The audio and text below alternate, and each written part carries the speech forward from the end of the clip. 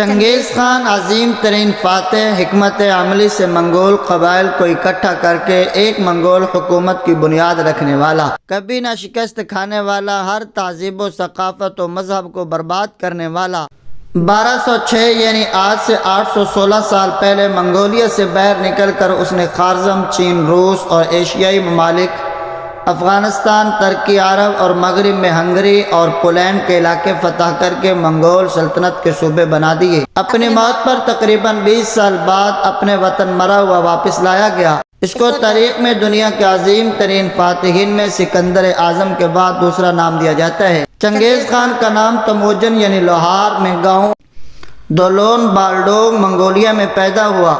باپ کا نام یوگی، والدہ کا نام ہولین، قبیلہ خانہ بدوش تھا۔ چنگیز خان نے اپنے ایک اتحادی سردار کی بیٹی بورتی اجنس خاتون سے شادی کی۔ اس کا ولی عہد اغدئی خان